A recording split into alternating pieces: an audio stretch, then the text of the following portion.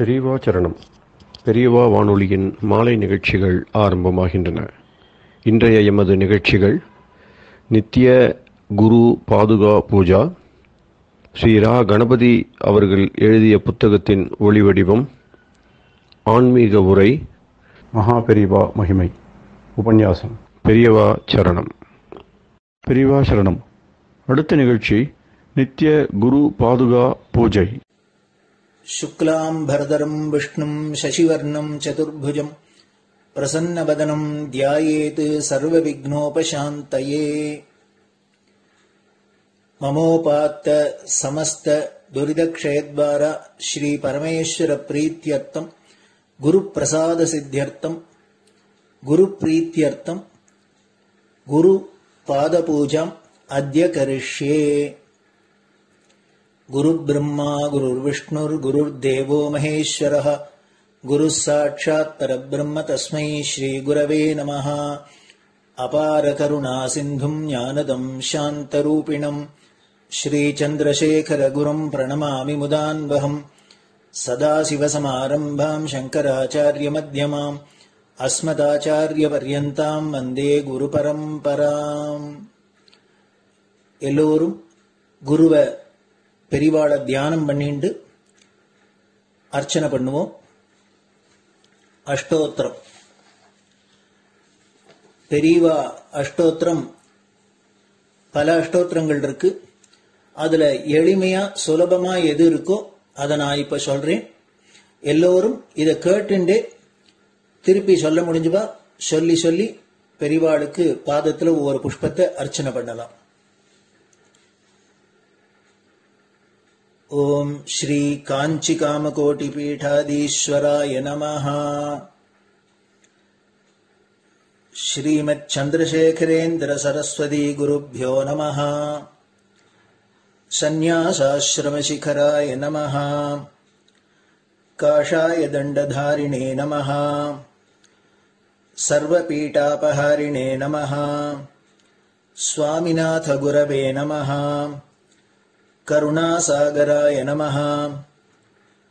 जगदाकर्षण शक्तिमते नमः। सर्वचराचर हृदयस्थाय नमः। ओम भक्त परिपालक श्रेष्ठाय नमः। धर्म परिपालकाय नमः। श्री जयेन्द्र सरस्वत्याचार्याय नमः। श्री विजयेन्द्र सरस्वती पूजिताय नमः। शिवशक्ति स्वरूपाय नमः। भक्ताभीष्ट प्रदायकाय नमः। ब्रह्मण्य पोषकाय नमः। ब्रह्म विष्णु शिवैक्य स्वरूपाय नमः। कांची क्षेत्रवासाय नमः। कैलाश शिखरवासाय नमः। स्वधर्म परिपोषकाय नमः। चातुर्वर्ण संरक्षकाय नमः। लोकरक्षण संकल्पाय नमः। ओम ब्रह्मनिष्ठापराय नमः। सर्वपापहराय नमः। धर्मरक्षक संतुष्टाय नमः। भक्तार्पितधन स्वीकर्त्रे नमः। सर्वोपनिषत् सारज्ञाय नमः। सर्वशास्त्रगम्याय नमः। सर्वलोक पितामहाय नमः। भक्ताभीष्ट प्रदायकाय नमः। ब्रह्मण्य पोषकाय नमः। नानाविध पुष्पार्चितपदाय नमः। रुद्राक्ष क्रीडधारिणे नमः। भस्मोद्दोलित विग्रहाय नमः। सर्वज्ञाय नमः। सर्वचराचर व्यापकाय नमः। अनेक शिष्य परिपालकाय नमः। मनश्चाञ्चल्य निवर्तकाय नमः। अभयहस्ताय नमः। भयापहाय नमः। यज्ञपुरुषाय नमः। यज्ञानुष्ठान रुचिप्रदाय नमः। यज्ञसम्पन्नाय नमः। यज्ञसहायकाय नमः। यज्ञफलदाय नमः। यज्ञप्रियाय नमः। उपमानरहिताय नमः। स्फटिक तुलसी रुद्राक्ष हारधारिणे नमः। चातुर्वर्ण समदृष्टये नमः। ऋग्यजुस्साम अथर्वणादि चतुर्वेद संरक्षकाय नमः। தட்சிணாமூர்த்தி ஸ்வரூபாய நமஹ. ஜாக்ரத் ஸ்வப்ன சுஷுப்தி அவஸ்தாதீதாய நமஹ. கோட்டி சூரிய துல்லிய தேஜோமே ஷரீராய நமஹ. சாது சங்க சம்ரக்ஷகாய நமஹ. அஸ்வகஜ கோபூஜா நிர்வர்த்தகாய நமஹ. குருபாதுக பூஜா துரந்தராய நமஹ. கனகாபிஷிக்தாய நமஹ. ஸ்வர்ண பில்வதள பூஜிதாய நமஹ. சர்வஜீவ மோக்ஷதாய நமஹ. மூக வாக்தான நிபுணாய நமஹ. நேத்ர தீக்ஷாதானாய நமஹ. द्वादशलिंग स्थापकाय नमः. गान रसप्रियाय नमः. ब्रह्मज्ञानोपदेशकाय नमः. सकलकलासिद्धिताय नमः. चातुर्वण्यपूजिताय नमः. अनेकभाषा संभाषण कोविताय नमः. अष्टसिद्धिप्रदायकाय नमः. ओम श्री शारदामठ सुस्थिताय नमः. नित्यान्नदान सुप्रीताय नमः. प्रार्थना मात्र सुलभाय नमः. पादयात्रा प्रियाय नमः. नानाविध मतपंडिताय नमः. श्रुति स्मृति पुराणज्ञाय नमः. देव यक्ष किन्नर किंपुरुष पूज्याय नमः. श्रवणानंदकर कीर्तये नमः. दर्शनानंदाय नमः. अद्वैतानंद भरिताय नमः. अव्याच करुणामूर्तये नमः. शैव वैष्णवादि मान्याय नमः. श्री शंकराचार्याय नमः. दंड कमंडलूहस्ताय नमः. वीणा मृदंग सकलवाद्य नाथस्वरूपाय नमः. रामकथा रसिकाय नमः. वेद वेदांग आगमादि सकलकला सतस्प्रवर्तकाय नमः. हृदय गुहाशयाय नमः. शतरुद्रीय वर्णितस्वरूपाय नमः. केदारेश्वरनाथाय नमः. अविद्यानाशकाय नमः. निष्काम कर्मोपदेशकाय नमः. लघुभक्ति मार्गोपदेशकाय नमः. लिंगस्वरूपाय नमः. सालग्राम सूक्ष्मस्वरूपाय नमः. कालड्यां शंकर कीर्तिस्तंभ निर्माणकर्त्रे नमः. जितेन्द्रियाय नमः. शरणागत वत्सलाय नमः. श्रीशैल शिखरवासाय नमः. डमरुकनाद विनोदाय नमः. वृषभारूढ़ाय नमः. दुर्मद नाशकाय नमः. आभिचारिक दोषहर्त्रे नमः. मिताहाराय नमः. मृत्युविमोचक शक्त्याय नमः. श्री चक्रार्चन तत्पराय नमः.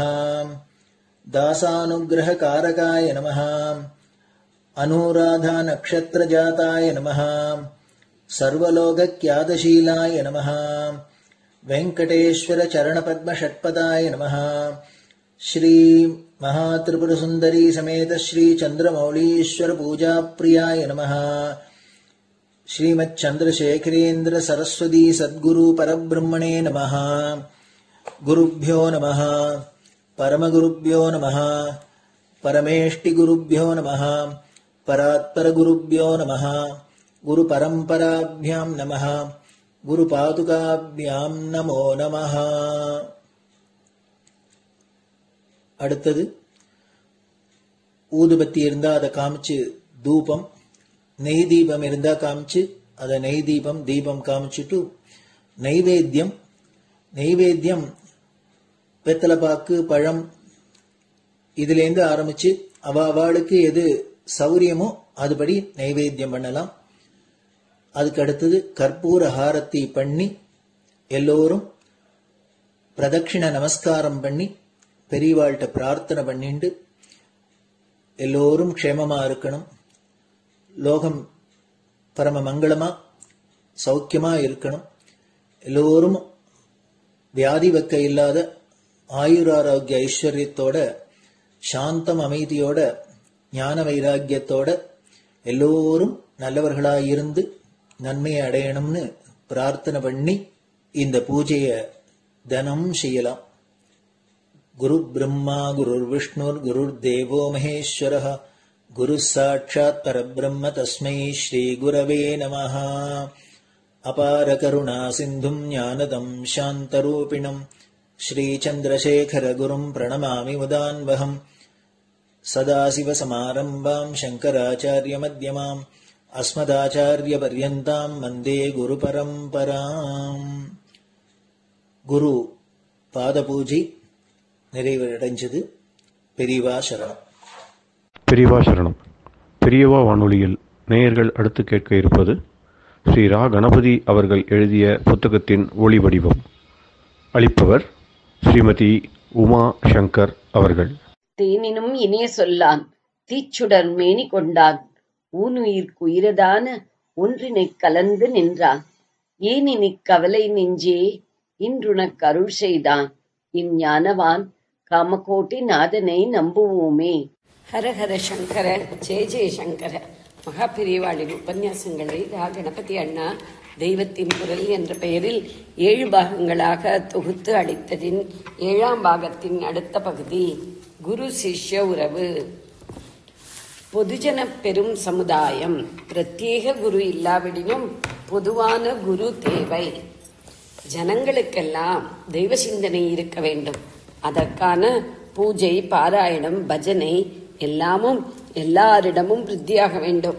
அதே சமயம் எல்லாருக்கும் பணிவு என்ற குணம் விருத்தியானால்தான் அகங்கார மமகாரங்களில் மாட்டிக்கொண்டு அழிந்து போகாமல் ஆத்மாவை காப்பாற்றிக் கொள்ள முடியுமாதலால் எல்லாரும் குரு என்று ஸ்தானம் கொடுத்து ஒருவரிடம் பணிவோடு பக்தி பாராட்டவும் வேண்டும். இதன் பொருட்டாக அத்தனை ஜனங்களுக்கும் லட்சோப லட்சம் என்று சொன்னேன். கோடானு கோடி என்றே சொல்லி இருக்க வேண்டும். அத்தனை பேருக்கும் குரு பக்தி எப்படியாவது இருந்தே ஆக வேண்டும் என்று நினைக்கிறேன். அத்தனை பேரையும் பார்த்து பார்த்து பயிர் பண்ண அத்தனை குருமார்கள், அதிலும் எவரையும் கேள்வியோடேயே பார்க்கிற குணம் ஜனங்களுக்கெல்லாம் விருத்தியாகிவிட்ட தற்காலத்தில் கிடைப்பார்களா? கஷ்டம்தான். குரு என்று சொல்லிக்கொள்ள தகுதி வாய்ந்தவர்கள் இருந்தால் கூட அவருடைய தகுதியை உணர்ந்து தங்களை சிறுக்கிக் கொண்டு ஜனங்களும் போக வேண்டுமே. அப்படி இத்தனை கோடி பேருக்கும் வாய்க்குமா? குரு சிஷ்ய உறவு வாய்க்குமா என்றால் ரொம்பவும் சந்தேகம்தான். ஆனாலும் இன்றைய சமுதாயத்தில் ஜனங்களில் அத்தனை பேரில் ஒவ்வொருவரும் எவராவது ஒருவரை மகான், தெய்வ புருஷர் என்று நம்பிக்கொண்டிருக்கிறார்கள். அவநம்பிக்கை யுகம் என்றே இக்காலம் பேர் வாங்கிவிட்டாலும் மகான்கள் என்று நம்பப்படுகிறவர்களிடமும் அநேகம் கூட்டங்களாக அத்தனை ஜனங்களும் எவராவது ஒருவரிடம் போய்கொண்டுதான் இருக்கிறார்கள். பல பேர் பல மகான்களிடமும் போகிறார்கள். என்றாலும் ஒவ்வொருவருக்கும் குறிப்பாக அவர்களில் ஒருவரிடம்தான் ஜாஸ்தி ஈடுபாடு உண்டாகிறது. அந்த பெரியவர்கள் ஒவ்வொருவரும் தெய்வ சம்பந்தமாகவும் லோக வாழ்க்கையை எப்படி வாழ்ந்தால் நல்லது என்பதை பற்றியும் உபதேசம் செய்கிறார்கள். ஜனங்கள் அவர்களிடம் போவது தங்களுடைய கஷ்டம் தீர வேண்டும், தாங்கள் ஆசைப்படுவது நடக்க வேண்டும் என்பதற்காகவே என்று முடிந்துவிடாமல் அவர்களுடைய உபதேசப்படி கேட்டு அப்படி நடக்க வேண்டும் என்று நினைப்பதாகவும் ஆனால்தான் அந்த பக்தியும் ஈடுபாடும் நிஜமானவை, அர்த்தமுள்ளவை. அநேகமாக எல்லா ஜனங்களுமே இப்படி தாங்கள் ஆசிரியிக்கிற பெரியவரின் வழிகளை, கொள்கைகளை கொஞ்சம் கொஞ்சமாவது பின்பற்றாமல் இருக்க மாட்டார்கள். குறைந்தபட்சம் பின்பற்ற வேண்டும் என்ற முயற்சி, அந்த எண்ணமாவது உள்ளவர்களாகவே இருப்பார்கள். இந்த இடத்தில் அந்த மகான் குருவாகவும் அவரிடம் போகிற ஜனங்கள் சிஷ்யர்களாகவும் ஆகிவிடுகிறார்கள். ரொம்பவும் ஃபாலோயிங் உள்ள பெரியவர்கள் என்றால் ஃபாலோயர் என்று இருக்கிற அத்தனை பேர்களில் ஒவ்வொருவரோடும் அவர்கள் நேராக தொடர்பு கொண்டு கிரமப்படி உபதேசம் தர முடிவதில்லை. ஆனாலும் அவர்கள் தங்களுடைய உபதேசத்தை பொதுப்பட தருகிறார்களோ இல்லையோ, அதை தழுவியே தாங்கள் நடப்பது என்று அவருடைய பக்தர்கள் நினைத்தால் அப்போதுதான் அவர்கள் நிஜமாக ஃபாலோயர் ஆகிறார்கள். குரு நடத்தும் வழியில் செல்லும் சிஷ்யர்களாக ஒரு பெரியவர் கொடுக்கிற பொது உபதேசத்தை பிரத்யேகமாக தங்களில் ஒவ்வொருவருக்கும் அவர் உபதேசிக்காமல் பொதுப்படையாக உபதேசிப்பதையே பிரத்யேக உபதேசமாக கொண்டு பின்பற்றுகிற அப்போது இந்த மாதிரி ஜனசமுதாயத்தில் ஒவ்வொருவரும் ஒருவரிடம் போய் அவரை பின்பற்றுகிற போது எல்லோருக்குமே ஒவ்வொருத்தருக்குமே ஒரு குரு கிடைத்து விடுகிறார். தனிப்பட மந்திர தீட்சை கொடுக்கும் குரு இல்லாவிட்டாலும் தெய்வ சிந்தனைக்கும் நல் வாழ்க்கைக்கும் வழி சொல்கிறவராக ஒரு குரு கிடைத்து விடுகிறார். நானே இருக்கிறேன், என் மாதிரி வேறே சுவாமிகளும் இருக்கிறார்கள், ஜகத்குரு என்று டைட்டிலும் இருக்கிறது. அதற்காக ஜகத்தில் உள்ள ஒவ்வொருத்தருக்கும் நாங்கள் தனிப்பட உபதேசம் கொடுக்கிறோமா என்ன? கொடுக்க முடியத்தான் முடியுமா என்ன? ஜகத்தில் உள்ள அவ்வளவு பேரையும் எங்களை சேர்ந்தவர்களாக கொண்டு எங்கள் மூல புருஷர் தெய்வ சம்பந்தமாகவும் வாழ்க்கை தர்மமாகவும் என்ன உபதேசித்தாரோ அதை நாங்களும் பொதுப்பட ஜகத் பூராவுக்கும் எடுத்து சொல்லிக் கொண்டிருக்கிறோம். ஜனங்களில் ரொம்பவும் பெரும்பாலான பேர் எங்களிடம் தனிப்பட உபதேசம் பெறாவிட்டாலும் எங்களையே குருவாக கொண்ட சிஷ்ய லோகமாக இருக்கிறார்கள். இந்த மாதிரி மகான் என்று ஆசிரியித்து குரு என்று கொள்கிறவனை குறித்தே பாராயணம், பூஜை, பஜனை முதலான எதுவானாலும் அதன் முதலில் குருவந்தனம் பண்ண வேண்டும். பாராயண நூலை பண்ணியவர், பூஜா கல்பத்தை ஏற்படுத்தியவர், பஜனை சம்பிரதாயத்தை உண்டாக்கி தந்தவர் ஆகியவர்களையும் குருவாக நமஸ்கரிக்க வேண்டும். அவர்கள் இன்னார் என்று தெரியாத போதும் கூட எவராயிருந்தாலும் அவருக்கு நமஸ்காரம் என்று சிரித்து, எந்தரோ மகானுபாவுலு மாதிரி எவரோ மகானுபாவுலுவுக்கும் பண்ண வேண்டும். மொத்தத்தில் விஷயம் என்னவென்றால், பிரத்யேகமாக குரு என்று ஒருவரிடம் உபதேசம் பெற்றுத்தான் பண்ண வேண்டும் என்று இல்லாத சின்ன உபாசனைகளும் இருக்கின்றன. பெருத்த ஜனசமுதாயத்தில் அவரவரும் சம்சார வாழ்க்கை விஷயமாகவே ஆலா பறந்து கொண்டிருக்கிற போக்கில் அத்தனை ஜனங்களும் மேற்கொள்ளக்கூடியதாக இந்த உபாசனைகள் இருக்கின்றன. குரு, பூஜை எடுத்து வைப்பவர் என்றெல்லாம் ஒருத்தருமே கிடைப்பதற்கு இல்லாத இடமாக லோகத்தில் எங்கெங்கோ எல்லாமோ நம் ஜனங்கள் வேலைக்கு போய்கொண்டிருக்கிறார்கள். அவர்களுக்கு கை கொடுப்பதாக சில உபாசனைகள், வழிபாட்டு முறைகள் இருக்கின்றன. இவற்றை விட்டால் இன்று லோகத்தில் ஸ்ரேயோ மார்க்கமே, உயர்நலனுக்கு வழியே இல்லை. ஆனபடியால் இவற்றிலேயே பெரும்பாலான ஜனங்கள் போனாலும் போகட்டும், அதில் தப்பில்லை, நல்லதே. ஆனாலும் அப்போதும் கூட நம்முடைய சனாதன தர்ம ஆல விருட்சம் ஒரு பெரிய வேராக பாய்ச்சி இருக்கிற குரு பக்தியை விட்டுவிடாமல் பிரத்யேகமாக இல்லாவிட்டாலும் பொதுப்படையாக தனக்கு நல்ல வழிகாட்டுகிறவரை ஒவ்வொருவரும் தியானித்துவிட்டே உபாசனை செய்வது நல்லது என்று தோன்றியதால் சொன்னேன். அடக்கமும் தன்னம்பிக்கையும் லோகத்தில் தழைப்பதற்கு குரு உபாசனையே வழியாயிருப்பதால் சொன்னேன். வினயமும் ஸ்ரத்தையும். அடக்கம் என்பது வினயம், நம்பிக்கை என்பது ஸ்ரத்தை. அந்த இரண்டுமே நமக்கு இரண்டு கண் மாதிரி. குரு என்றால் வழிகாட்டுபவர். அந்த வழியில் போகணும் என்று திரும்ப திரும்ப பார்த்தோம் இல்லையோ?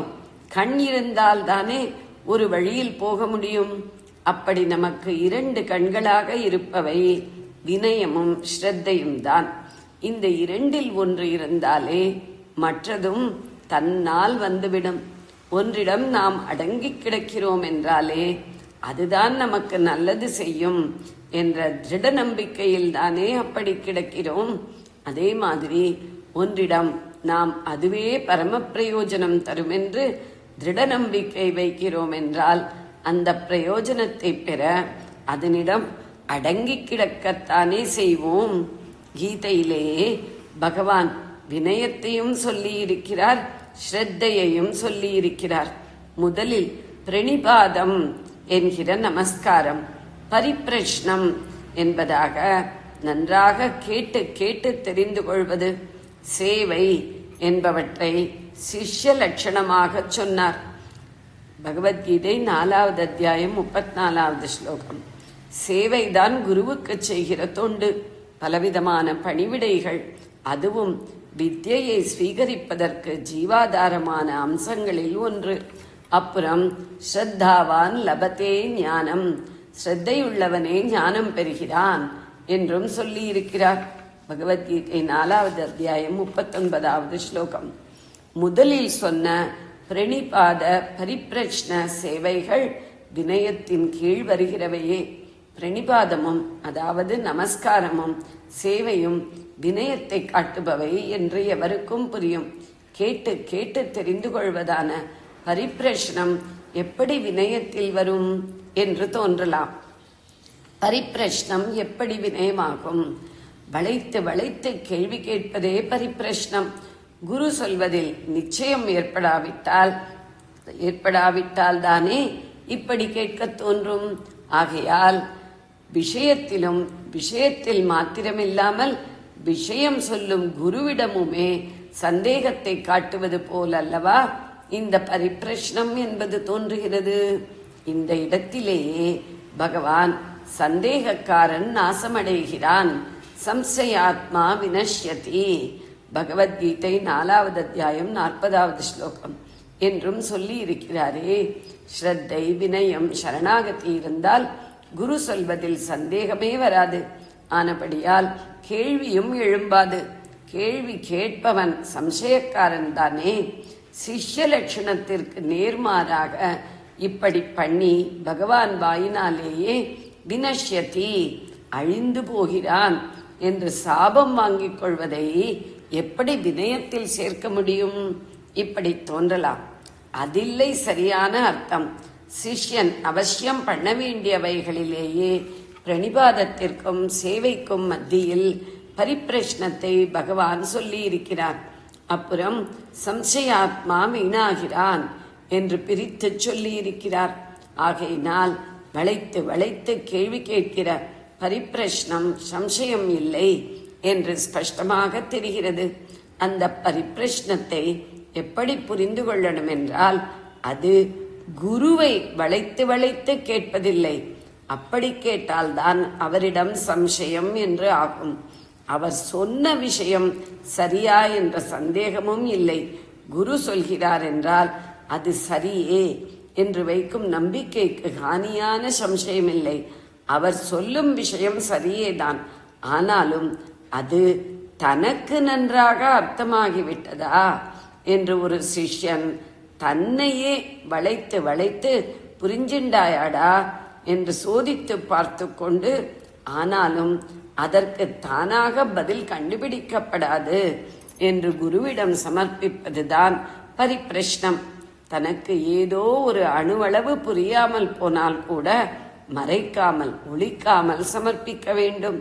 அது அசட்டுத்தனம், அறியாமை என்று குருவுக்கு தோன்றினால் கூட பரவாயில்லை என்ற அளவுக்கு அபிமான ரகிதமாக தன்மானம் விட்டு ஜாடாவும் கேட்டுக்கொள்வதே பரிப்ரஷ்னம். மானத்தை விட்டு என்றால் வினயமில்லாமல் வேறே என்ன?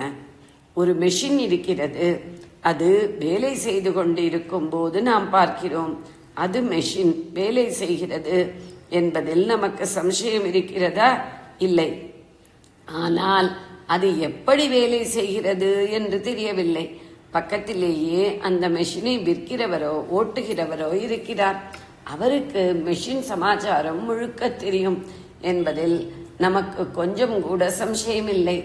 அதனால் அவரிடம் அது எப்படி வேலை செய்கிறது என்று கேட்கிறோம். அவர் சொல்கிறதெல்லாம் நமக்கு அப்படியே புரிந்து விடுகிறதா? சில பாயிண்ட்கள் புரியாமல் இருக்கின்றன. அப்போது மேலே நன்றாக கேள்வி கேட்க வேண்டியது தானே, அதாவது பரிப்ரஷ்னம் பண்ண வேண்டியது தானே. இதனால் அந்த ஆசாமியிடமோ அவர் சொன்ன விஷயத்திலோ சந்தேகம் என்றாகிவிடுமா? நாம் சரியாக நன்றாக புரிந்து கொண்டாமா என்று நம்மிடமே சந்தேகத்தில் நம்மையே சோதித்து கொண்டு, ஓ இன்ன பாயிண்ட் புரியவில்லை என்று தெரிந்து கொண்டு விஷயம் தெரிந்தவரிடம் அதை பற்றி ஒழிக்காமல் கேட்பதுதான் பரிப்ரஷ்னம். அது வினயத்தின் கீழே வருகிறது தான் என்பதில் சிரித்து சந்தேகப்பட வேண்டாம். ஜெய ஜெயசங்கர, ஹர ஹர சங்கர. பெரியவா சரணம். இந்நிகழ்ச்சியின் அடுத்த பகுதி நாளை மாலை இதே நேரத்தில் ஒளிபரப்பாகும். பெரியவா சரணம். பெரியவா சரணம். பெரியவா வானொலியில் நேயர்கள் அடுத்து கேட்க இருப்பது திரு கவிக்கண்ணன் அவர்களின் ஆன்மீக உரை. பெரியவா சரணம். ராம் ராம். ஸ்ரீ குருப்யோ நம. ஜெய ஜெய சங்கர, ஹர ஹர சங்கர. பெரியவா வானொலி நேயர்கள் அனைவருக்கும், மகா பெரியவாவுடைய பக்தர்கள் அனைவருக்கும் அடியேன் கவிக்கண்ணனின் அன்பு கலந்த நல்வாழ்த்துக்கள். ராம் ராம். ஜெய ஜெய சங்கர, ஹர ஹர சங்கர. ஸ்ரீ குருப்யோ நம. குருவருளும் திருவருளும் இன்னைக்கு 9வது பகுதியை பார்க்குறோம். இன்றைய பகுதியில் நாரத மகரிஷி தன்னை குருவாக கொண்ட பல பேருக்கு நல்வழி காட்டியிருக்கிறார் என்று பார்த்து கொண்டு வருகிறோம். அதன் தொடர்ச்சியாக இன்று சங்கீத மும்மூர்த்திகள் என்று சொல்லக்கூடிய முத்துசுவாமி தீட்சிதர், ஷமா சாஸ்திரிகள், தியாகராஜ சுவாமிகள், இவர்களில் ரொம்பவுமே பரிச்சயமான தியாகராஜ சுவாமிகளை பற்றி பார்க்க போகிறோம். தியாகராஜ சுவாமிகள் இந்த 3 பேருமே திருவாரூரில் பிறந்தவா. தியாகராஜ சுவாமிகள் திருவாரூரில் பிறந்தாலும் திருவையாறில் செட்டில் ஆனவர். திருமஞ்சன வீதியில் தான் அவர் இருந்தார். அத்தியந்தமான ராம பக்தர். சின்ன குழந்தையிலேயே ராமன் மேலே கீர்த்தனைகள்லாம் எழுத ஆரம்பித்தவர். ராம பக்தியில் அப்படி திளைச்சவர் அவர். அவருடைய ஒரு கர்ண பரம்பரையான ஒரு இது கூட உண்டு. என்ன அப்படின்னு கேட்டாக்க, அவர் தான் வால்மீகி மகரிஷியுடைய புனர் அவதாரம் அப்படின்னு கூட சொல்லுவார். வால்மீகி மகரிஷி ராமாயணம் எழுதினார். அதே வால்மீகி ராமாயணத்தை பேஸ் பண்ணி தியாகராஜ சுவாமிகள் தியாகராஜ ராமாயணம் அப்படின்னு தொகுத்து வழங்குற மாதிரி அத்தனை கீர்த்தனைகள் பண்ணியிருக்கார். இவ்வளவோ 1000 கீர்த்தனைகள் பண்ணியிருக்கலாம். அதில் அப்படியே தியாகராஜர் ராமாயணத்தையே சொல்லக்கூடியதாக கீர்த்தனைக்கு நிறைய அமைச்சிருக்கார். நம்மளாம் கூட கொஞ்ச நாள் முன்னாடி கிட்டத்தட்ட ஒரு 20 வருஷத்துக்கு முன்னாடியெல்லாம் பிரம்மஸ்ரீ பாலகிருஷ்ண சாஸ்திரிகள், அவர் ரொம்ப அருமையான கதா காலக்ஷம் ஸ்பெஷலிஸ்ட் அந்த காலத்தில். அதெல்லாம் கேட்டவா ரொம்ப புண்ணியசானிகள். அவர் தியாகராஜ ராமாயணம்னு ஸ்பெஷலைஸ் பண்ணி நிறைய இடங்களில் உபன்யாசம் பண்ணிட்டு இருந்திருக்கார். அந்த தியாகராஜ சுவாமிகள் சிறு வயது முதற்கொண்டே அப்பா ராமபிரம்மம் அவர்கள்ட்டையே எல்லா விதமான வேதம், சாஸ்திரம், சங்கீதம் எல்லாம் கற்றுண்டு, அதுக்கப்புறம் ராமனை தவிர வேறு எதையுமே அவர் நினைக்காதவராயிருந்து, ராம பக்தியிலேயே சிறந்தவராயிருந்து, உஞ்சபருத்தி எடுத்து அதனால் வரக்கூடிய அக்ஷதைகளை வச்சு கொண்டு சாப்பிட்டு கொண்டு தன்னை தேடி வந்த செல்வங்களையும் பட்டங்களையும் பதவிகளையும் கூட அவர் வேண்டாம் என்று நிராகரித்தவர் என்று கதைகள்லாம் சொல்லுகின்றன. அவருக்கும் ஒரு பிரபலமான 4-5 சிஷ்யாரெல்லாம் இருந்திருக்கா. அந்த வழி பாடாந்தரமாக இன்றைக்கி நிறைய பேர் தியாகராஜ சுவாமிகளுடைய குரு சிஷ்ய பரம்பரையில் வரக்கூடியவா நிறைய வித்வான்கள்லாம் கூட இன்றைக்கெலாம் இருந்துருக்கா.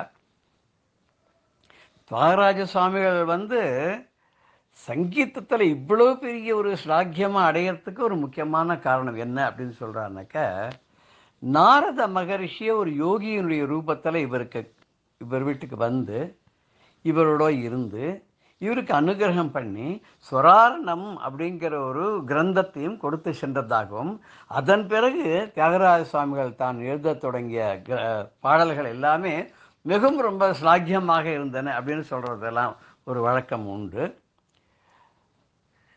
அவருக்கு விரோதி வெளியில் எங்கேயுமே கிடையாது. அவருடைய அண்ணாவே அவருக்கு ஒரு விரோதியாக இருந்தார். எப்போ பார்த்தாலும் பாட்டு பாடின்னு உட்காந்துருந்தா சாப்பாடு கிடைக்குமா, 4 பேருக்கு சொல்லிக் கொடுக்கலாமே, 4 இடத்துல கச்சேரி பண்ணலாமே, ராஜா கூப்பிட்டா அங்கே போய் பாடலாமே அப்படின்னு அவருக்கு ரொம்ப கோபமாக இருந்தது.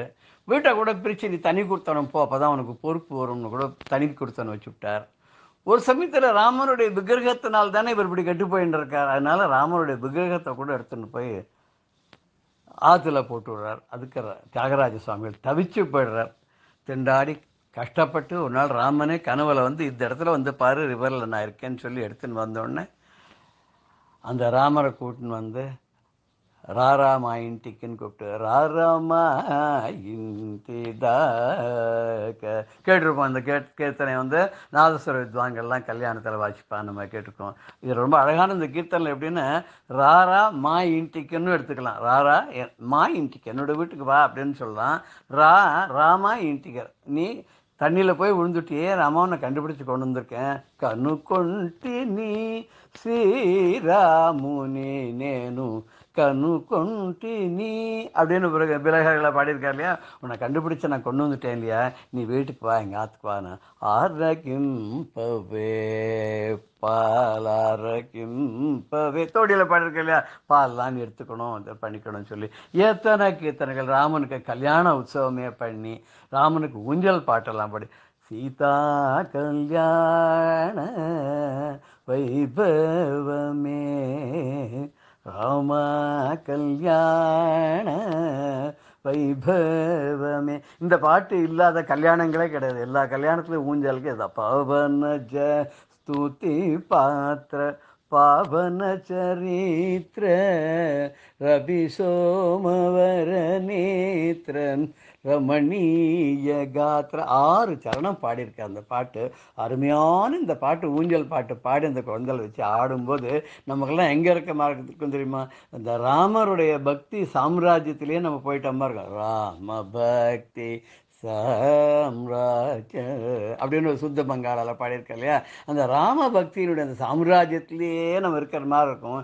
ஏன்னா அவருக்கு எப்பவுமே என்னென்ன ராமநாமமு ஜன்மரக்ஷக மந்திர தாமசமு சேயக பஜிம்பவே மனத ராமநாமமு அட்டானால் பாடியிருக்க. ராமநாமம் தான் ஜென்ம ரட்சகமான மந்திரம். அது தாமசமே பண்ணாத அவனை பஜிக்கணும் அப்படின்னு சொல்கிறார் இல்லையா. ஏன்னா அவர் மனசுல எப்பவுமே யார் இருந்தான்னா ராமன் தான் இருந்தார். எப்படின்னு சீதாபத்தே நாமன சுனா, என் மனசுல எப்பவுமே சீதாபதி தான் இருந்தான் அப்படின்னு சொல்றார். அவருக்கு போய் எனக்கு என்ன கவலை, எனக்கு எந்த விதமான கவலையும் கிடையாது, எல்லாத்தையும் அவனே பார்த்துக்கிறானே. ఎంత వేడుకోందు రాఘవా పంత మేలరా ఓ రాఘవా ఇంత వేడుకోందు ராகவான். ராமனை சதா சர்வகாலமும் சதா சகல விதமான வழியிலே ராமனை தவிர எதையுமே நினச்சே பார்த்தது கிடையாது.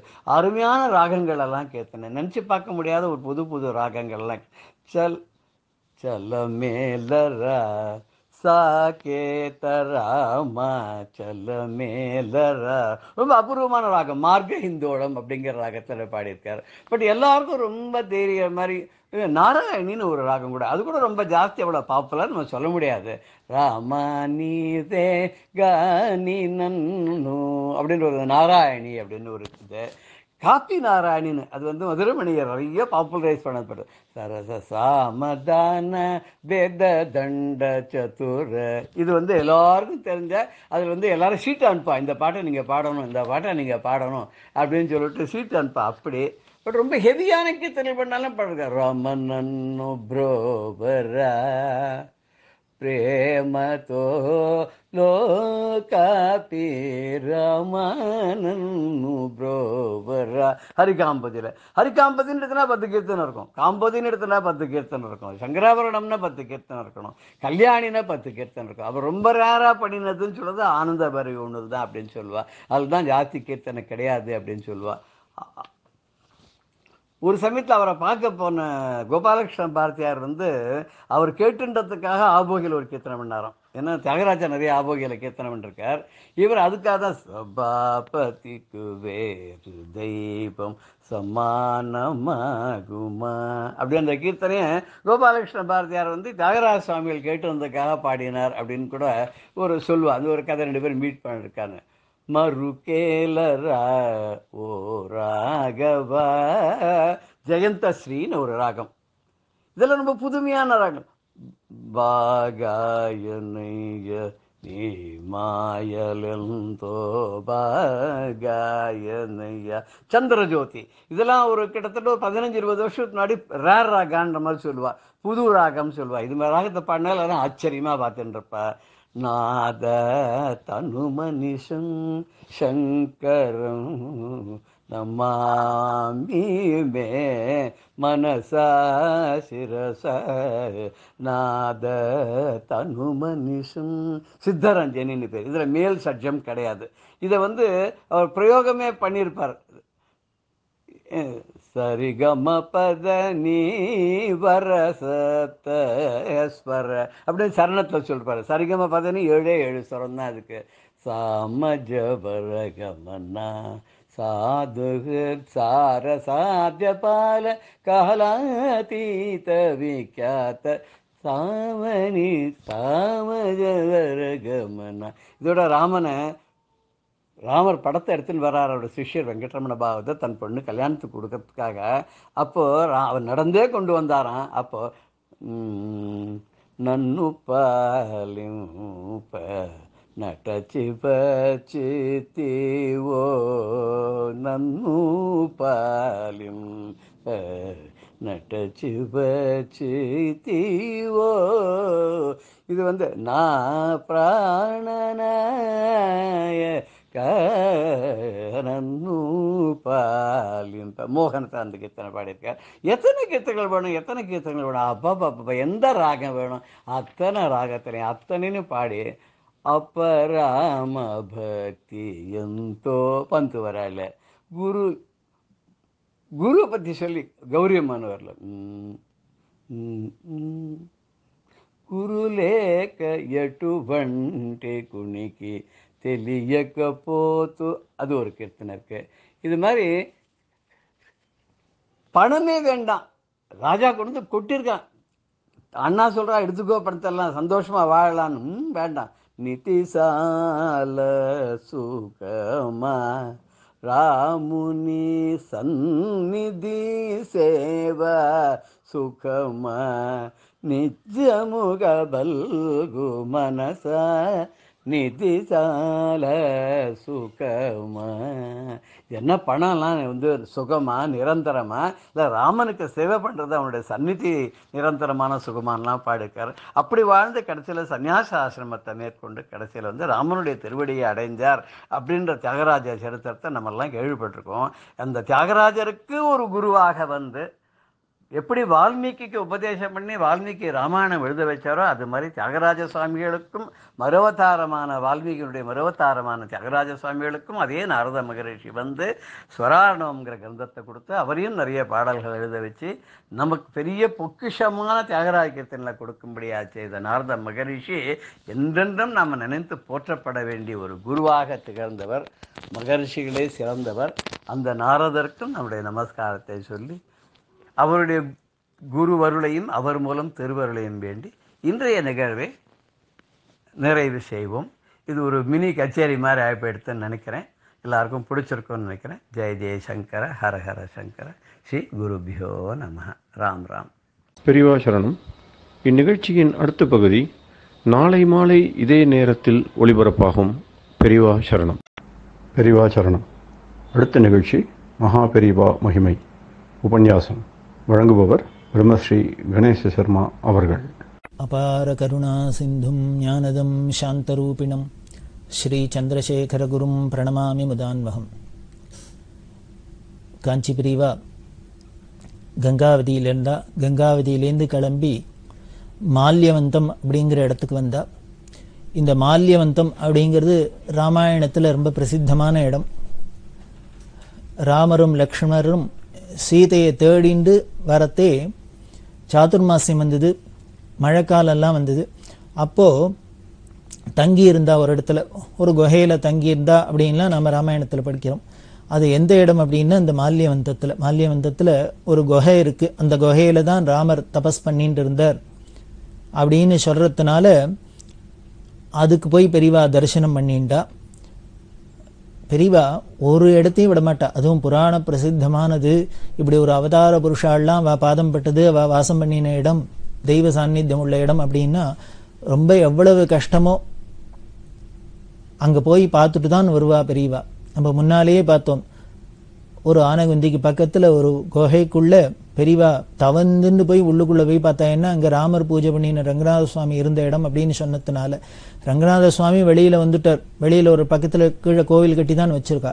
இருந்தாலும் அந்த இடத்துல இருந்ததுன்னு யாரோ சொன்னா அப்படிங்கிறதுனாலே அதுக்கு ஒரு முக்கியத்துவம், அவ்வளவு சிரமப்பட்டுனாலும் போய் தரிசனம் பண்றது அப்படின்னு பெரியவா வச்சிருந்தா.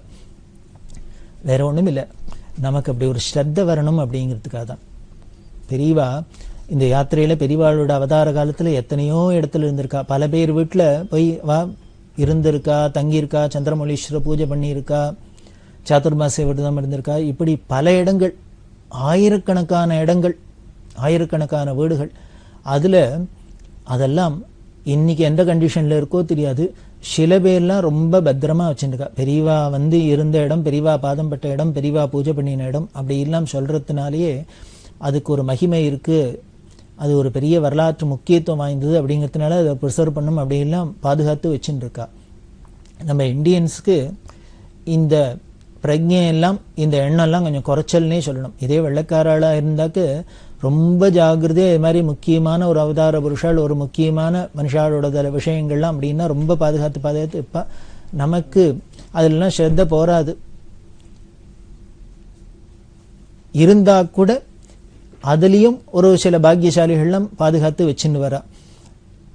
இதை எதுக்கு சொல்றேன் அப்படின்னா, பெரியவா எங்கேயோ ராமர் உட்காந்து தபஸ் பண்ணின குகை அப்படின்னு சொல்றானா, அங்க போய் தரிசனம் பண்ணும், அங்க போய் சித்தத்தானும் இருக்கணும் அப்படின்னு ஆசைப்படுறா. சபரி இந்த இடத்துல தான் இருந்தா, சபரி குகை அப்படின்னா அந்த இடத்துல போய் வாசம் பண்ணணும்னு ஆசைப்படுறா. இப்படி இல்லாம எதுக்கு சொல்றேன் அப்படின்னா, இப்படி பெரியவா ஒரு மகான்கள்லாம் இருந்த இடத்தெல்லாம் போய் அதோட முக்கியத்துவத்தை பாதுகாத்து அங்க போய் தரிசனம் பண்ணணும், அங்க போய் நாம இருக்கணும், அதை அங்க என்னென்னலாம் பண்ணிக்கணும் அப்படின்னு பாதுகாக்கணும்னு ஆசைப்படுறாளோ அதே மாதிரி நாமளும் பெரியவா இருந்த இடத்தெல்லாம், பெரியவாளோட விஷயங்கள்லாம், பெரியவாளோட உபயோகப்படுத்தின சாமான்லாம் எவ்வளவு ஜாகிரதையா வச்சுக்கணும், பூஜையா வச்சுக்கணும்.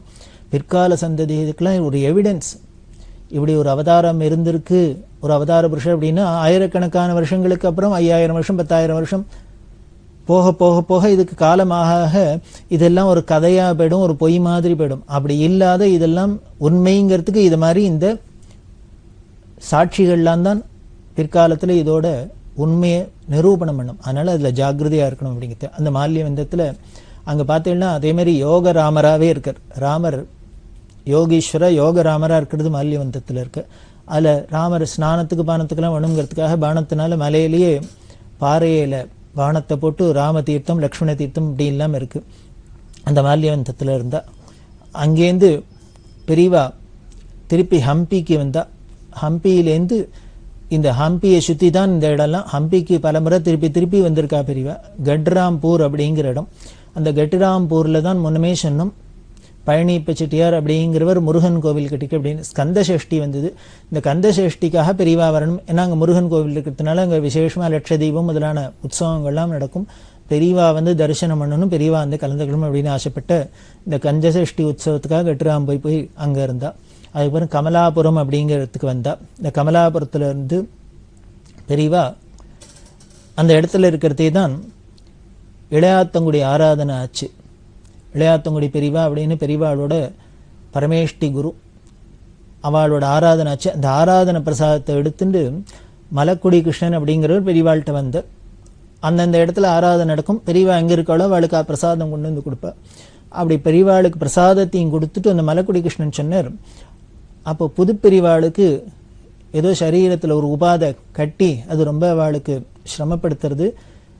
புது பெரியவாள்கிட்ட பிரார்த்தனை பண்ணிட்டு பிரசாதம் வாங்கிட்டு சொன்னா ஸ்வஸ்தமாகணும் குணமாகணும் அப்படின்ட்டு பெரியவாள்கிட்ட பிரார்த்தனை பண்ணிட்டு பிரசாதம் வாங்கிட்டு சொன்னான்னு உடனே மலக்குடி கிருஷ்ணன் சொன்னேன்.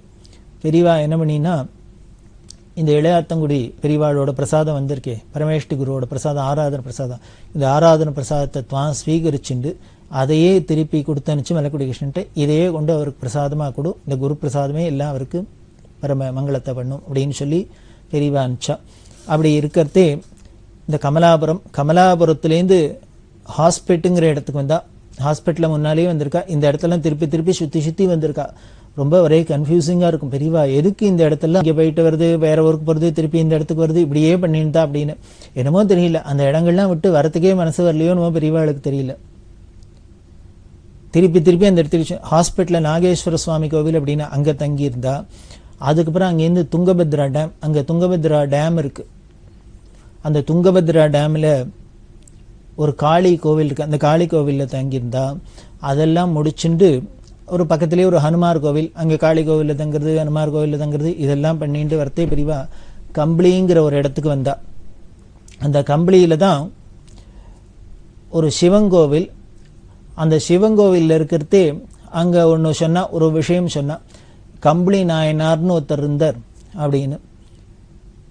அவ இந்த 63 நாயன்மார் மாதிரி ஒருத்தர் போல இருக்கு, கம்பளி நாயனார்னு பேர் அப்படின்லாம் சொல்ல, அப்படியா அந்த சரித்திரம் வேணும் தெரிஞ்சுக்கணும் அப்படின்னு பெரியவா சொல்ல, உடனே அந்த ஒரு ஆளை விட்டு அது கன்னடத்துல இருந்து இந்த கம்பளி நாயனாரோட சரித்திரத்தெல்லாம் படிக்க சொன்னா. அதெல்லாம் படிச்சு பார்த்துக்கிட்டு எல்லாம் பண்ணி இந்த கோவிலில் தங்கியிருந்தா. பார்த்தா என்னமோ கட்டுக்கடங்காத கூட்டம், எக்கச்சக்கமான கூட்டம். ராத்திரி 10 மணி ஆச்சு, ஜனங்கள் பாட்டுக்கு தரிசனத்துக்கு வந்துட்டே இருக்கு, பண்ணிகிட்டே இருக்கு. பெரியவா என்ன பண்ணினா ஒரு வழியா எல்லாருமா சேர்ந்துட்டு எல்லாருக்கும் ஒரு வழியா தரிசனத்தை க்ளோஸ் பண்ணி தான் ஆகணும் அப்படிங்கிறாப்புல ஆகி, பெரியவா 10 மணிக்கு மேலே இனிமேல் கார்த்தால எல்லாரையும் பார்த்துக்கலாம், எல்லாரும் கார்த்தால பார்க்கலாம் அப்படின்னுட்டு கிளம்பி உள்ளுக்குள்ள போயிட்டா. எல்லாரும் அலுப்பில் படுத்துண்டாச்சு. இப்படி லேட்டாக தான் படுத்துட்டுருக்கு. விடிகாலத்தில் 3 மணிக்கு ஏந்துட்டா பெரியவா. ஏந்துண்டு எல்லாரையும் கலப்பணும் அப்படின்னா இந்த ஏகாம்பரம் இருக்கார், ஏகாம்பரத்தை ஏந்துனுட்டார். பெரியவா ஏந்துண்டாளேன்னு வெளியில் வந்து பார்த்தா பிரமிப்பாக இருக்குது. என்னென்னா ஏற்கனவே ராத்திரியே பல பேர் வந்து தரிசனம், ஆயிரக்கணக்கான ஜனங்கள் தரிசனம் பண்ணியிருக்கா. இப்போ தரிசனம் பண்ணினத்தோடு இல்லை, இந்த விஷயம் பரவி பரவி பரவி அக்கம் பக்கத்தில் இருக்கிற கிராமத்தில் உள்ள ஜனங்கள்லாம் எல்லாம் மாட்டு வண்டியை கட்டிண்டு சாரி சாரியாக வந்திருக்கு. வந்தால் ராத்திரி லேட்டாக இருக்கு அவள் வரத்துக்கு.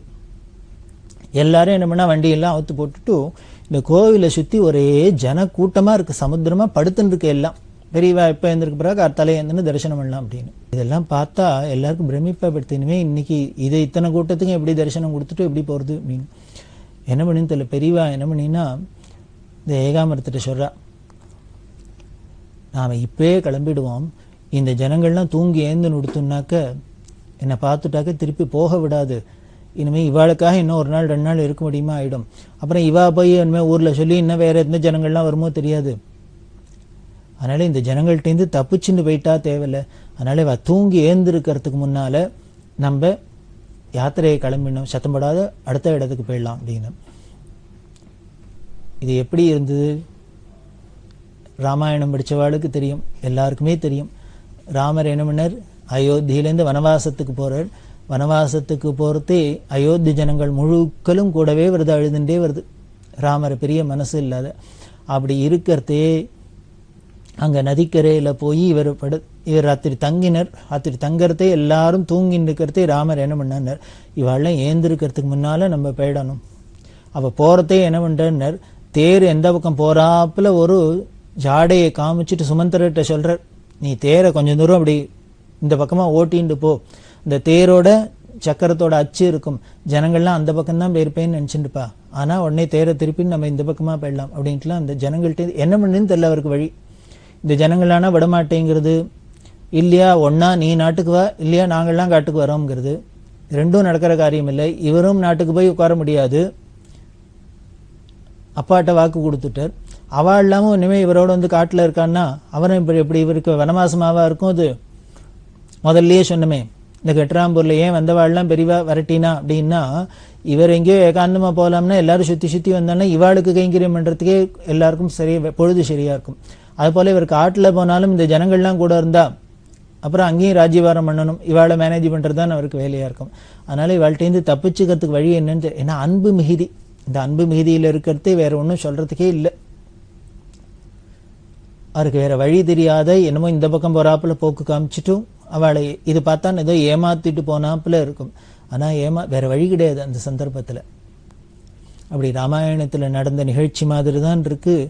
இந்த காம்பளியில் இருக்கிறதே பெரியவாளும் இந்த ஜனங்கள்லாம் தூங்கி எழுந்திருக்கிறதுக்குள்ளே நம்ம போயிட்டா தேவையில்லை அப்படின்னு சொல்லி உடனே ஒரு 7 கிலோமீட்டர் நடந்து வந்தாச்சு. அங்கே வந்துட்டு அதுக்கப்புறம் அடுத்த ஊருக்கு போகிறா. அப்போ பெரியவா சொல்கிறா, இந்த ஏகாம்பரத்திட்ட சொல்லிட்டே வரா, அந்த ஜனங்கள்லாம் பாவம் எங்கே இதெல்லாமோ வந்திருக்கு, நாம் பாட்டுக்கு இப்படி வரோம், இது வந்தாக்க. ஆனால் சாஸ்திரம் ஒன்று சொல்கிறது, நீ கேள்விப்பட்டிருக்கியோ அப்படின்னு சொல்கிறா, ஒரு சன்னியாசி ஒரு ஊருக்கு போனால் எப்படி போகணுமான்னு சக்கரவர்த்தி போகிறாப்பில் போகணுமா. அதாவது ஒரு ராஜா ஒரு ஊருக்குள்ளே பிரவேசித்தா எப்படி இருக்கும், ஒரே வாழை தோரணெல்லாம் கட்டி கோலங்கள்லாம் போட்டு நாடு நகரத்தெல்லாம் அலங்காரம் பண்ணி எல்லாரும் அலங்காரம் பண்ணிட்டு பூர்ண கும்பத்தோட மேளதாளங்களோடலாம் வந்து ரிசீவ் பண்ணி தானே அப்படி அவரை உபச்சாரம் பண்ணுவா. அப்படி ஒரு ஊருக்குள்ளே போகிறதே, ஒரு சன்னியாசி போகிறதே அப்படி சக்கரவர்த்தி மாதிரி போகணுமா. அந்த ஊரை விட்டு திரும்பி போகிறதே எப்படி போகணும், திருடம் மாதிரி போகணுமா. இது சாஸ்திரம் சொல்றதுன்னு பெரியவா இங்கே ஏகாம்பரத்திற்கு வியாக்கியானம் பண்றா. பெரியவா சரணம். இந்நிகழ்ச்சியின் அடுத்த பகுதி நாளை மாலை இதே நேரத்தில் ஒளிபரப்பாகும். பெரியவா சரணம். பெரியவா சரணம். அடுத்த நிகழ்ச்சி திருவாசக இன்னிசை. வழங்குபவர் ஸ்ரீ சத்குருநாத தேசிகர் அவர்கள். பெரியவா சரணம். திருச்சிற்றம்பலம். நீத்தல் விண்ணப்பம். மாறுபட்டு அஞ்சு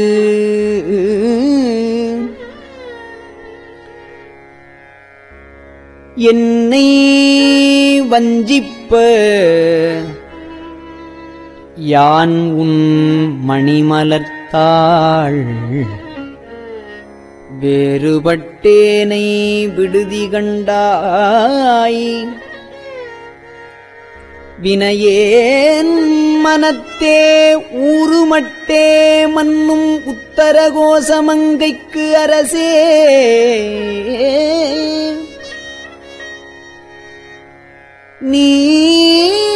நீறுபட்டே ஒளி காட்டும் பொன்மேனி நெடுந்தகையே நெடுந்தகை நீ என்னை ஆட்கொள்ளையான் ஐம்புலன்கள் கொண்டு விடுந்தகையேனை விடுதி கண்டாய் விரவார் வெறுவ அடுந்தகை வேல் வல்ல உத்தரகோசமங்கைக்கு அரசே கடுந்தகையேன் உண்ணும் தென்னீர் அமுதப் பெருங்கடலே கடலினுள் நாய் நக்கியாங்கு உன் கருணைக் கடலின் உள்ளம் விடலறியேனை விடுதி கண்டாய் விடலில் அடியார்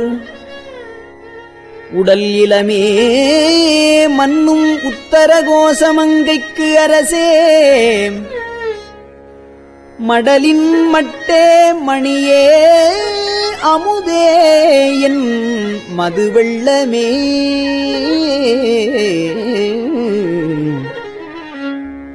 வெள்ளத்துள் நாவற்றி ஆங்கு உன் அருள் பெற்று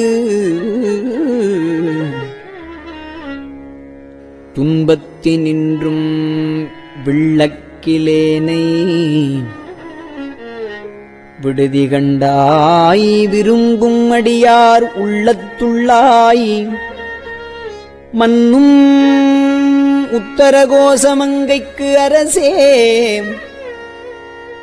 கள்ளத்துளேற்கு அருளாய் களியாத களியனக்கே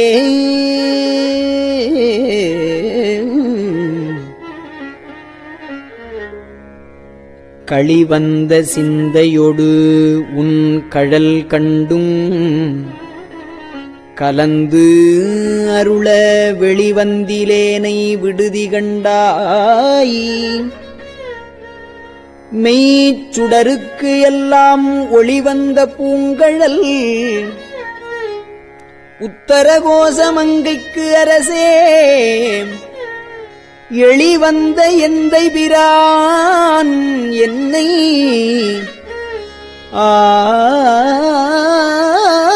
ஆளுடை என்னப்பனே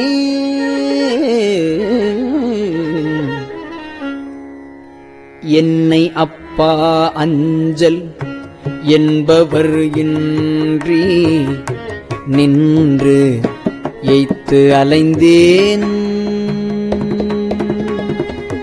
மின்னை ஒப்பாய் விட்டுடுதி கண்டாய் உவமுக்கில் மெய்யே உன்னை ஒப்பாய் மன்னும் உத்தரகோசமங்கைக்கு அரசே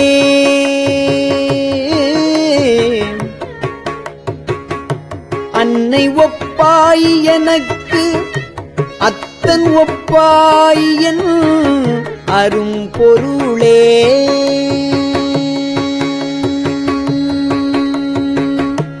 பொருளே தமியேன் புகலிடமே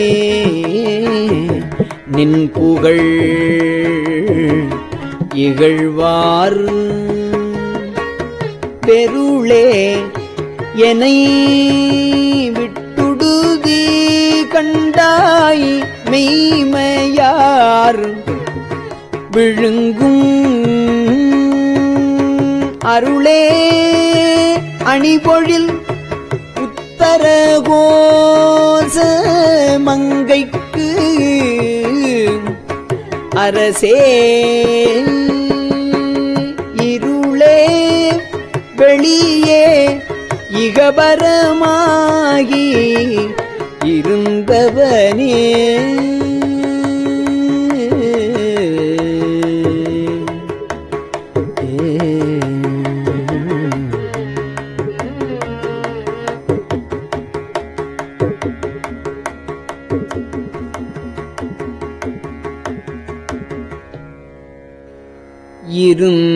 இருந்து என்னை ஆண்டுகொள் விற்றுக்கொள் ஒற்றிவை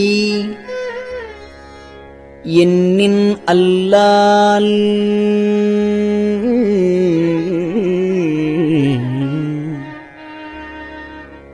விருந்தினேனை விடுதி கண்டாய் மிக்க நஞ்சு அமுதா அருந்தினனே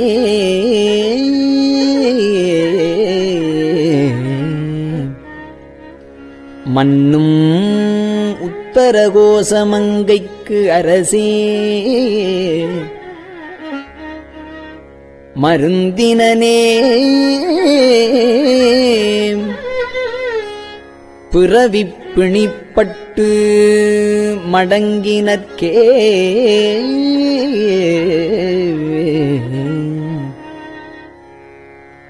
மடங்க என் வல்வினை காட்டை நின் மன்னருள் திக்கொழுவும் விடங்க எந்தன்னை விடுதி கண்டாய் என் பிறவியை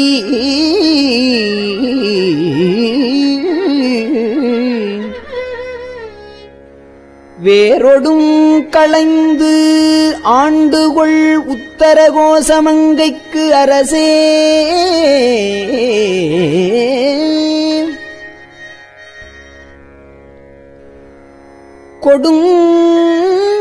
கொடுங்கர் இக்குன்றுரித்து அஞ்சுவித்தாய் வஞ்சிக் கும்பினையே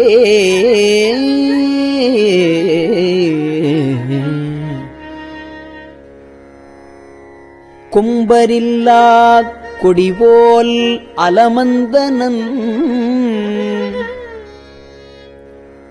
கோமளமே வெம்புகின்றேனை விடுதி கண்டாய் விண்ணர் நண்ணுகில்லா உம்பருள்ளாய் மன்னும் உத்தரகோசமங்கைக்கு அரசே அம்பரமே நிலனே அனல் காலொடு அப்பானவனே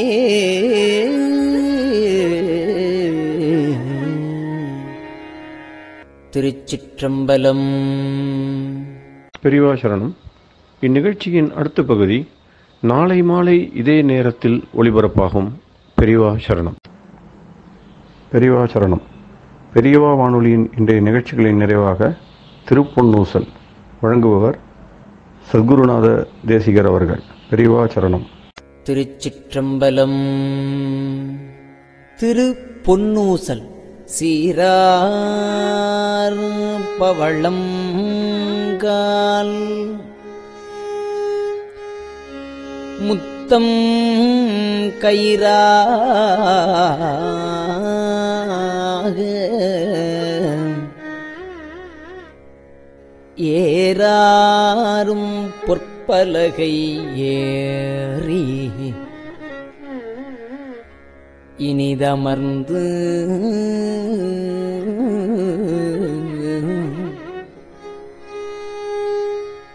சீரார் பவளம் கால்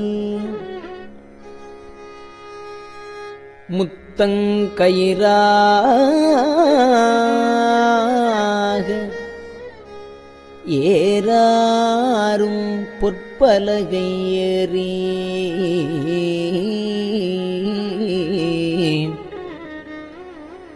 இனிது அமர்ந்து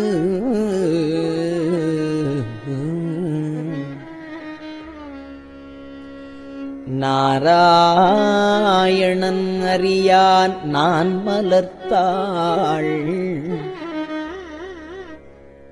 நாராயணன் அறியான் நான் மலர்த்தாள் நாயடியேற்கு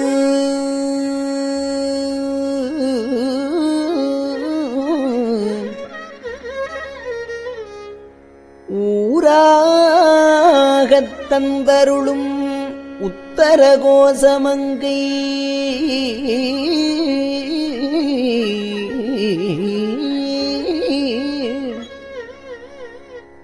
ஆராமுதின்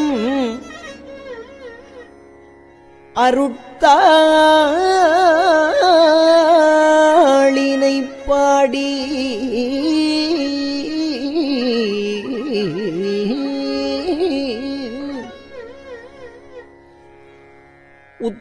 உத்தரகோசமங்கை ஆராமுதில்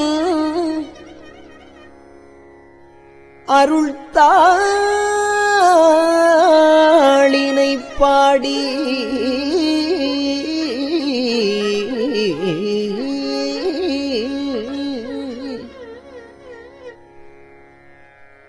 போரார் வேர்க்கண்மடவி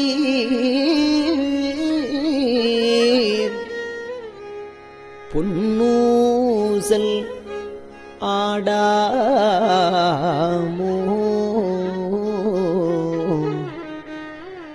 போரார் வேர்க்கண்மடவி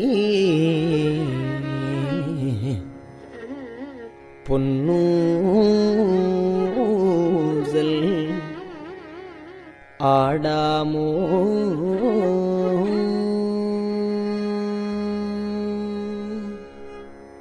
திருச்சிற்றம்பலம்.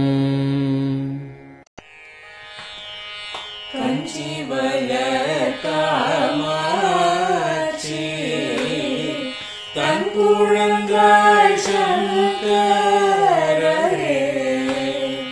கஞ்சிவல காமாட்சி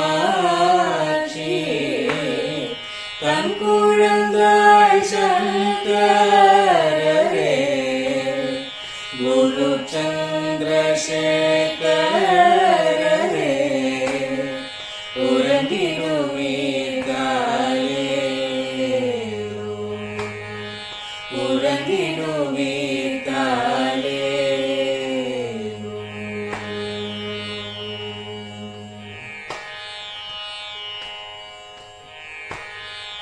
ஆதிகுரு சங்கரரே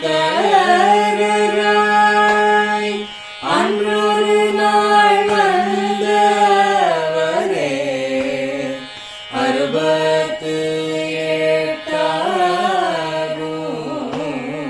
பீட்டபதி காலே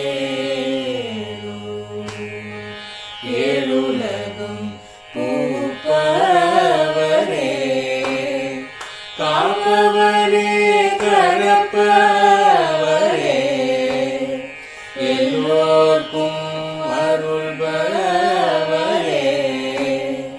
உறங்கிடுவீர்காலே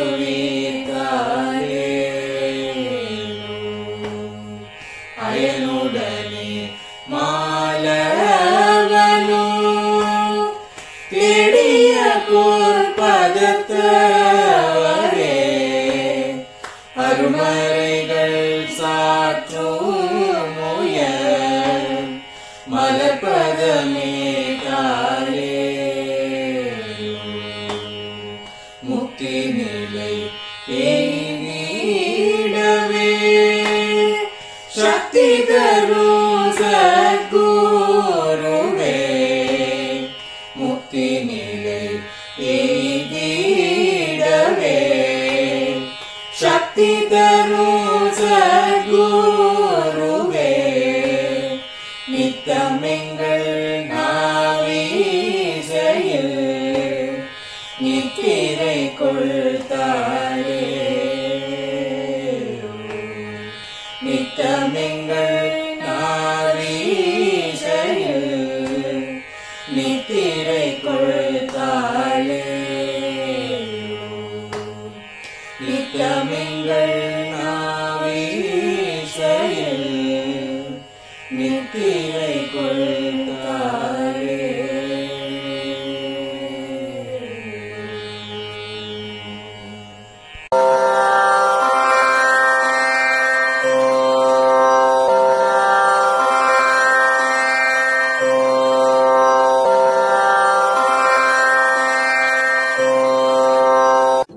பெரியவா சரணம். பெரியவா வானொலியின் மாலை நிகழ்ச்சிகள் இத்துடன் நிறைவடைகின்றன. எமது அடுத்த ஒளிபரப்பு நாளை காலை இந்திய நேரப்படி 6 மணிக்கு துவங்கும். பெரியவா சரணம்.